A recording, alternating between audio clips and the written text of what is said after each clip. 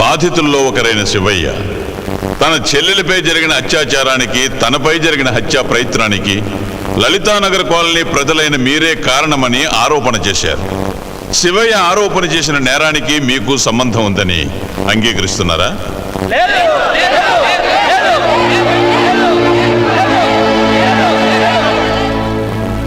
Sir, మమ్మల్ని చూస్తుంటే పగలు ఉద్యోగాలు చేసుకుంటూ నైట్ షిఫ్ట్ లో మర్డర్లు, రేపులు చేసేవాళ్ళ కనిపిస్తున్నావా సార్? సార్, పొద్దున్నే ఆయిల్ పుల్లింగులు, రాత్రిపూట రోడ్డు మీద రన్నింగులు తప్పితే ఈ కిల్లింగులు, రేపింగులు మా ఇంట వంట లేవు సార్. అంతెందుకు సార్, నా పిల్లలు ఎవరితో లేచిపోయిందో తెలిసి కూడా ఇప్పటిదాకా పోలీస్ కంప్లైంట్ ఇవ్వలేదు. అంత గొప్ప క్యారెక్టర్ ఉన్న ఫ్యామిలీ మాది. సినిమాలో మర్డర్ సీన్ చూస్తేనే నా బయట కొంగలా తలదాచుకుంటాడు సార్ మా ఆయన. అలాంటి మంచి మనిషి మర్డర్ చేస్తాడా చెప్పండి? అంటే ఆ నేరం మీరు చేయలేదంటారు? ఎలా చేస్తావు సార్? ఆ పూర్ణగాడు శివయ్య గారి సిస్టర్ రేప్ చేస్తుంటే ఎవరి బాల్కనీలో నుంచి వాళ్ళు చూసాం కానీ కనీసం మేడబెట్టు దిగువ. మీరు చేయలేదు, కానీ ఎవరు చేశారో మీకు తెలుసు అంటారు. మా నియోజకవర్గపు ఎమ్మెల్యే ఎవరో తెలియకపోవచ్చు కానీ మా ఏరియా రౌడీలు ఎవరో తెలియని వాళ్ళు ఎవరుంటారు సార్? ఏమే ఆ రోజు జ్యోతిగాడు శివయ్యని పడవటం మా కళ్ళారో చూసాం. అయ్యో పాపం అని 2 కన్నీటి బొట్లు కూడా కార్చాం. కానీ వీడు వాడికంటే దుర్మార్గుడని మాకే తెలుసు సార్. ఆ రోజు మీరంతా చూస్తూ కూడా ఎందుకు ఆపలేదు? పోనీ ఆ తర్వాత పోలీస్ రిపోర్ట్ అయినా ఇవ్వచ్చు కదా? వాడి మీద రిపోర్ట్ ఇచ్చి సంతకాలు పెడితే సంవత్సరం తిరగకుండానే మా ఇంట్లో వాళ్ళు మాకు తద్దినాలు, పిండాలు పెడతారు సార్. కానీ నేరం జరుగుతున్నప్పుడు చూసి ఆపకపోవటం, పోలీసులకు రిపోర్ట్ చేయకపోవటం నేరాన్ని ప్రోత్సహించడమే అవుతుంది. అది నేరం చేయటం కంటే కూడా పెద్ద తప్పు. అదేంటి సార్ అలా అంటారు? వాళ్ళు ఎవరెవరో నరుకుంటుంటే మధ్యలో మాకేంటి సార్ సంబంధం? చోటువే నేరమైతే రోజు కొన్ని లక్షల మంది జనం యాక్సిడెంట్లు, బాంబు పేలుళ్ళు, దొమ్మిలు చూస్తున్నారు. వాళ్ళంతా నేరస్తులేనా? ఇదంతా అనవసరం సార్. ఈ శివయ్య మమ్మల్ని బ్లాక్ మెయిల్ చేసి మా దగ్గర డబ్బు పొందడానికి ఈ కేసు పెట్టాడు. అసలు నిజం ఏమిటంటే రేప్ చేయబడిన వీడి చెల్లెల్ని ఎవడు పెళ్లి చేసుకోడు కాబట్టి బాగా డబ్బిచ్చి ఎవడో తెలియని వారిని కట్టబెట్టాలని వీడి ప్లాను. ఆ డబ్బు కోసమే మమ్మల్ని ఇరికించాడు. ఇప్పుడు ఆలోచిస్తుంటే ఇతని క్యారెక్టర్ మీద, ఇతని చెల్లెల క్యారెక్టర్ మీద కూడా డౌట్ వస్తుంది.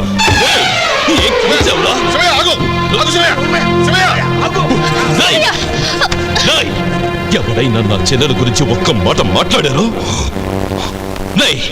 డబ్బు కోసం నా చెల్లెల మానాన్ని, అభిమానాన్ని 10 మంది ముందు అమ్ముకునే మనిషి కాదురా ఈ శివయ్య. కేవలం ఒక మాట కోసం 300 ఎకరాల మగాణిని ముష్టి కింద పడేశాను. నేను డబ్బు కోసం అమ్ముడుపోతానా? చెప్పండి అన్నా. నాకు అన్నం పెట్టిన ఈ నేలతల మీద ప్రమాణం చేసి చెప్తున్నా, నా చెల్లెలి జీవితం నాశనం అవ్వడానికి కారణం వీళ్ళే. నా మీద హత్యా ప్రయత్నం జరగడానికి కారణం వీళ్ళే. ఎవడు చూస్తున్నారు? మీరు కాదా? మీ కళ్ళ ముందే నా చెల్లెల్ని నాశనం చేస్తూ ఉంటే దాని అరుపులు విని ఒక్క అంగుళం కూడా కదల్ని మీరు నేరస్తులు కాదా? చెప్పండి చెప్పండి. కనీసం దాని ఒంటి మీద గుట్టకప్పడానికి కూడా ముందుకు రాని మీరు నేరస్తులు కారా? అయ్యా, శవం మీద కూడా సానుభూతితో గుట్టకప్పుతారయ్యా. ఆడపిల్ల శీలాన్ని ఎలాగూ కాపాడలేకపోయారు. కనీసం జానడి బట్టతో దాని సిగ్గును కూడా కాపాడలేకపోయారు కదమ్మా. అమ్మా, ఈ గుంటల మీద పెట్టుకుని పెంచానమ్మా నా చెల్లెల్ని. అయ్యా, దాని చదువు కోసం అమ్మలాంటి ఊరిని వదిలిపెట్టొచ్చాను.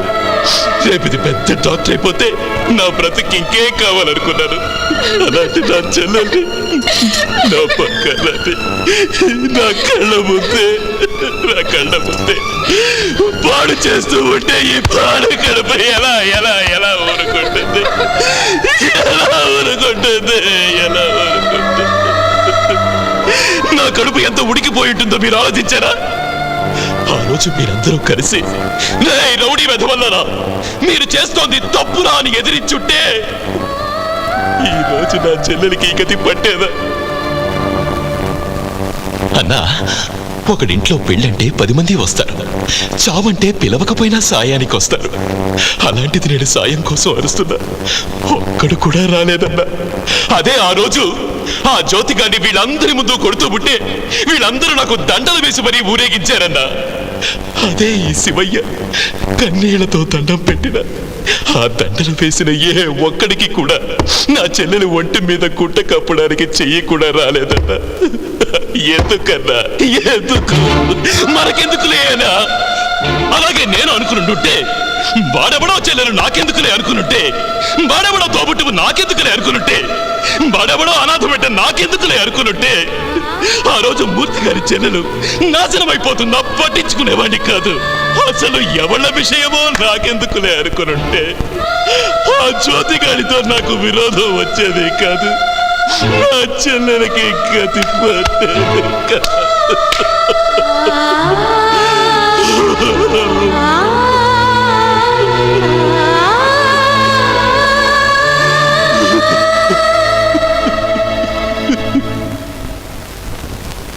కేవలం ఒక నోటీసు పంపిస్తేనే 4 మైళ్ళ దూరం ఉన్న ఈ కోర్టుకొచ్చారు.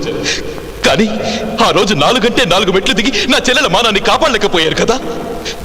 నిద్రలో మన రక్తం తాగడానికి ఒంటి మీద దోమ మారితే చంపుతాం, కానీ మనం మెలకుగా ఉన్నప్పుడే మన రక్తం తాగే రౌడీల్ని ఎందుకన్నా పట్టించుకోము. ఆకలితో ఏ కుక్కన్న అన్నం కొండ దగ్గరికి వస్తే తరివి తరివి కొడతాం. అదే మన నోటి ముందు కూటిని దౌర్జన్యంగా దోచుకు తినే రౌడీలకి సలాం పెడతాం, మరీ చందాలిస్తాం. ఏది ధైర్యంగా చెప్పలేవు, ఎవరి ముందు నిజం మాట్లాడలేవు, ఏ నేరాన్ని ఆపలేవు. ఎందుకన్నా మనం బ్రతకడం? ఈ రోజు నా చెల్లెని నాశనం చేసిన వాడే రేపు నీ కూతురు చేపట్టుకుంటాడు, నీ పెళ్ళాం చీర లాగుతాడు. అప్పుడు నీ పక్కింటి వాడు మనకెందుకు వచ్చిందిలే, మన పెళ్ళాం హాయిగా ఉంది, మన కూతురు హాయిగా ఉంది అని తలుపులేసుకుని మరీ పడుకుంటాడు. గూండాల్ని రౌడీల్ని ఎవరో రాజకీయ నాయకులు కాదన్నా తయారు చేయడం మనం తయారు చేస్తున్నాం. మీ వీధిలో ఒకడు ఇంకొకరిని కొడితే మర్నాడు కొట్టిన వాడికి వీధంతా దండం పెడుతున్నారు. కొట్టడం అంటే ఏదో గొప్పతనమని అనుకునేలా చేస్తున్నారు. ఆ తర్వాత వాడు దండం పెట్టిన మీ మీదే దాదాగిరి చలాయిస్తున్నాడు. అదే వాడు మొదట్లో చెయ్యెత్తినప్పుడే మీరంతా ఎదురు తిరిగితే రౌడీ అనేవాడే పుట్టడన్నా. మనమంతా పిరికి వాళ్ళుగా ఉన్నంత కాలం ఈ కోర్టులు, పోలీసులు, జైళ్లు, శిక్షలు ఇవేవి వాళ్ళు పుట్టకుండా ఆపలేవన్నా. మనం వెళ్ళి రిపోర్ట్ చేస్తేనే పోలీసులు కదులుతారు, మనం వెళ్ళి సాక్ష్యం చెప్తేనే కోర్టులు శిక్షిస్తాయి. కానీ ఆ పని మనం చెయ్యం. ఎందుకంటే ప్రతి వాడికి నా జీతం నాకు వస్తే చాలు, నా పెళ్ళాం పిల్లలు బాగుంటే చాలు, అంతే కదన్నా. అన్నా, సిటీలో 80 లక్షల మంది జనం ఉన్నారన్నా. రౌడీలు 200 మంది కంటే ఎక్కువ లేరు. కానీ మీరంతా వాళ్ళకి నమస్కారం పెడతారు. ఆ రౌడీ వెధవలకి చదువు లేదు, సంస్కారం లేదు. ఆ వెధవల్ని చూసి లాయర్లు, డాక్టర్లు, ఇంజనీర్లు ఇంకా పెద్ద పెద్ద వాళ్ళంతా భయపడ్డానికి సిగ్గేయట్లేదన్నా. రౌడీలు మామూలు మనుషులేనా, వాళ్ళకి 2 గుండెలు 4 చేతులు లేవు. మీరందరూ కలిసి ఒకేసారి చప్పట్లు కొడితే చాలు, వాళ్ళు గుండాకి చస్తారు. మీరందరూ కలిసి థూ అని ఉమ్మేస్తే చాలు, వాళ్ళ ఉమ్ములో కొట్టుకుపోతారు. ఆ తర్వాత ఈ లోకంలో మీరందరూ రౌడీ అనే వెధవనే చూడరన్నా. ఇది చెప్పడానికే వీళ్ళందరికీ నోటీసులు పంపించానన్నా. ఇక్కడి దాకా వచ్చేలా చేశాను. అంతేకాని నాకు వీళ్ళ మీద కోపం లేదు, కక్ష లేదు. అన్నా, నడి రోడ్డు మీద ఒంటి చేత్తో 50 మంది రౌడీల్ని కొట్టిన నాకు ఆ పూర్ణాగాన్ని, జ్యోతిగాన్ని చంపడం పెద్ద లెక్క కాదన్నా. ఈ రోజు నా కుటుంబానికి జరిగిన అన్యాయం రేపు మీ కుటుంబానికి జరిగితే మీరు నా కత్తి పట్టుకోలేరు కదన్నా. అందుకే నా మిమ్మల్ని ఇక్కడికి పిలిపించింది. ఈ రోజు నా చెల్లెలికి జరిగిన అన్యాయం రేపు ఏ ఒక్క ఆడపడుచుకి జరగకుండా ఉండడం కోసమే మిమ్మల్ని అంతానే ఇక్కడికి పిలిపించాను. అంతేకాని డబ్బు కోసం కాదన్నా నేను మీ మీద కేసు పెట్టింది. మిమ్మల్ని హింసించడం కోసం కాదన్నా నేను మీకు నోటీసులు పంపించింది. లేదు శివయ్య, నువ్వు చేసిన దానిలో ఏమాత్రం తప్పులేదు. ఈ రోజు నువ్వు చేసిన పని వల్ల మా తప్పేమిటో తెలుసుకున్నావు. కోర్టులకి, పోలీస్ స్టేషన్లకి రాకపోవడమే పరువు ప్రతిష్ట అనుకునే మా తప్పుడు ఆలోచనలు మానుకున్నాం. నీ చెల్లెల జీవితం నాశనం చేసిన వాడిని మేము విడిచిపెట్టాం శివయ్య. జనం అంతా కలిస్తే ఆ జ్యోతిగాడి జ్యోతి ఆరిపోతుందని నిరూపిస్తాం. సార్, శివయ్యని మర్డర్ చేయాలనుకున్నది, అతని చెల్లెల్ని రేప్ చేసింది జ్యోతి, అతని తమ్ముడు పూర్ణ. వాళ్లకు సహకరించిన రౌడీలు కూడా మాకు తెలుసు సార్, మేము సాక్ష్యం చెబుతాం. ఆ జ్యోతిగాడిని అస్సలు వదలొద్దు సార్. వాడి మీద ఎన్ని కేసులున్నాయో అన్ని స్ట్రాంగ్ గా పెట్టండి. సార్, ఈ దెబ్బతో ఈ ఊళ్ళో రౌడీ అన్నవాడు బతకూడదు. ఈ రోజే సమన్లు పంపించండి, రేపే ఈ కేసు హీరింగ్ కి రావాలి. ఒక అమాయక ఆడపిల్లను దారుణంగా రేప్ చేసిన వాళ్ళ బతుకులు రేపే తేలిపోవాలి సార్. అలానే ఆర్డర్ ఏంటి సార్? జ్యోతి, పూర్ణ, పెద్దయ్య, మల్లేష్, ముషీరాబాద్ హర్ష, నర్సింగ్, జీకే రాయుడు అనే వ్యక్తుల్ని కోర్టులో హాజరుపరచవలసిందిగా పోలీసుల్ని ఆదేశిస్తున్నాను.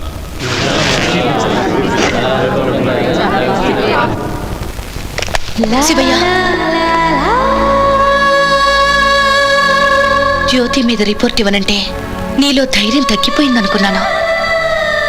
నీ గుండెల్లోని ఆదర్శం ఇంతగా పెరిగిందనుకోలేదు Shivayya. Really you are a great man.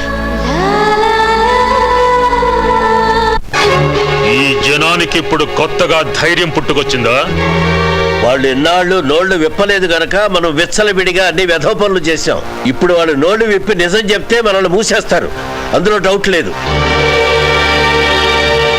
మీ అన్నదమ్ములిద్దరికీ ఉరిశిక్ష, నాకు, రాయుడికి, మల్లేష్కి, మా అందరికీ 14 ఏళ్లు జైలు శిక్ష. ఇక జైల్లో చెప్పకూడు చింకి చాప. ఇది మా గతి. సాక్ష్యం చెప్తే కదా శిక్ష పట్టానికి. రేపా కాలనీ నుంచి ఒక్క కాకి కూడా కోర్టుకెళ్ళకూడదు.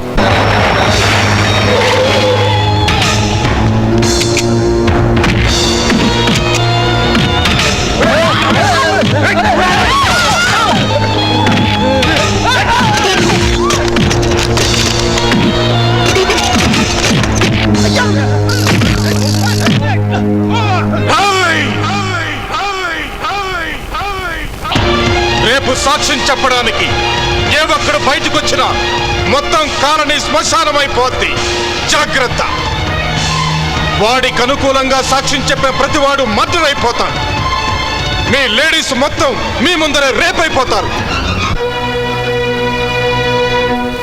ఖబర్దార్, ఖబర్దార్, ఖబర్దార్, ఖబర్దార్, ఖబర్దార్, ఖబర్దార్.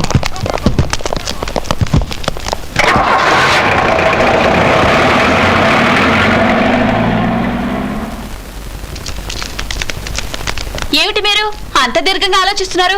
ఉన్నట్టుండి ఉల్లిపాయల ధరలు పెరిగిపోయాయని ఊరుకోవమ్మా. ఆ జ్యోతిగాడి బ్యాచ్ చేసిన బీభత్సం నాలుగు భయం నుంచి ఇంకా కోలుకోక మేం చేస్తుంటే భయమా? సిగ్గులేదా మాట అంటానికి? అక్క, ఇక్కడ ఇంతమంది మగాళ్ళు ఉన్నారు కానీ అందులో ఒక్కడికి కూడా రోషం పౌరుషం ఇలాంటివి ఏమీ లేవు. పదవే, వాళ్ళంతేదో మనం వెళ్ళి తేల్చుకుందాం. కరెక్ట్ గా చెప్పేవే సిస్టరా.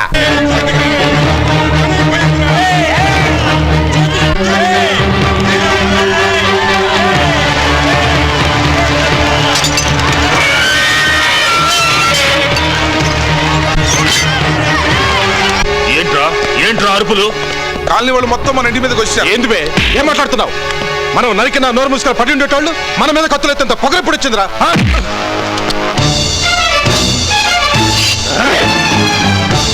ఎక్కడికి? వాళ్ళ తలలు నరికి ఫుట్బాల్ ఆడుకుంటాం. ఆగు. కింద ఎంతమంది ఉన్నారో తెలుసా?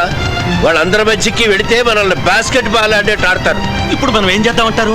వాళ్ళని ముందు ముందు ఏమైనా చెయ్యాలనుకుంటే మనం మర్యాదగా ఏమీ చేయకుండా పారిపోవడం మంచిది.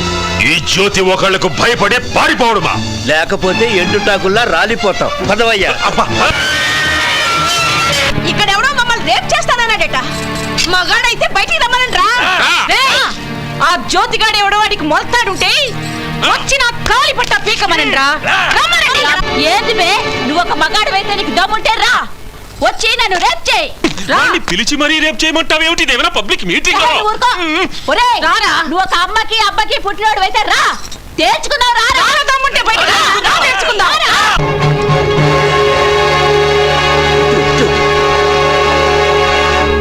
ఒరే జ్యోతికా, 1, 2, 3 అనేసరికల్లా రావాలా? రాకపోయావా కోసి కారం పెడతాం. ఏం పెడతాం?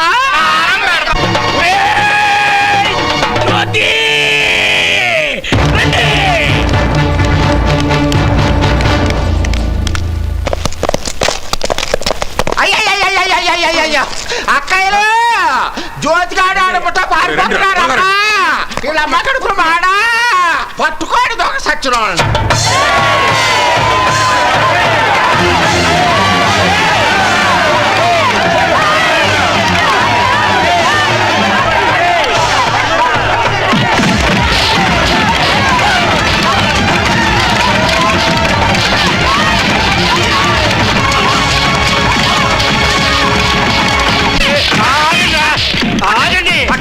అరే, ఈ చిట్టి చిట్టి దెబ్బలకి సంతోషపడుతున్నావురా?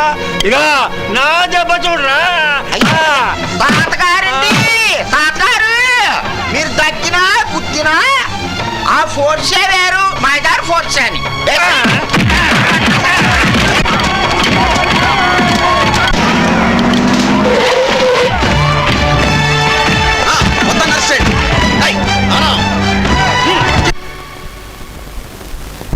సార్, మీరు అడిగినట్టుగా దోషులు మొత్తాన్ని పట్టుకొచ్చి మీ ముందు నిలబెట్టాం సార్. ఇక వాయిదాలు వాద ప్రతివాదాలు లేకుండా డైరెక్ట్ గా తీర్పు చెప్పండి సార్. ఇక సాక్ష్యం అంటారా? మేం చెప్తాం సార్. వాడు అమ్మాయి విజయలక్ష్మిని రేప్ చేశాడు. వాళ్ళందరూ శివయ్యని చంపబోయారు. మేమందరం కళ్ళారా చూసాం సార్. అవును, చూసాం.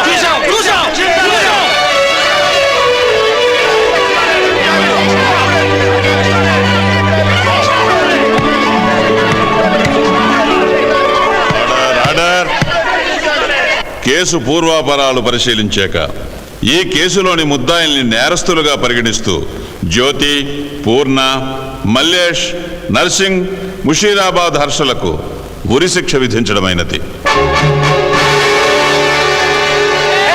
పెద్దయ్య, జీకే రాయుళ్లకు యావజ్జీవ కారాగార శిక్ష విధిస్తూ వాళ్ళిద్దరి ఆస్తుల్ని జప్తు చేసి ఆ డబ్బుతో మార్కెట్ యార్డు స్థలం కొనుగోలు చేసి దుకాణదారులకు ఆ స్థలం ఇవ్వవలసిందిగా సంబంధిత అధికారులని కోర్టు ఆదేశించడమైనది.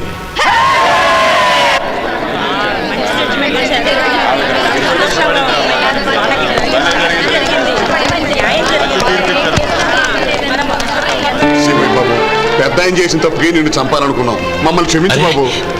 లేన్నా, ఏమిటన్నా ఇది? మాలో ఇంత బలం ఉందని ఇంతవరకు మాకు తెలియదు శివయ్య. శివయ్య, నిజాయితీగా ఉండడం చేతగానితనంగా మారుతున్న ఈ రోజుల్లో మనుషుల్లో ఇంకా ఆదర్శాలు ఉన్నాయని నిరూపించావు. You are great. మేము ఇప్పటిదాకా మనుషులం కాదు, ఇక నుంచి మనుషులం. అన్నా, నాగలి పట్టుకున్న మొదటి రోజే మా అయ్య ఓ మాట చెప్పాడు. పంట బ్రతకాలంటే పురుగు చావాలి అని. నేను అదే చేశాను. రండి.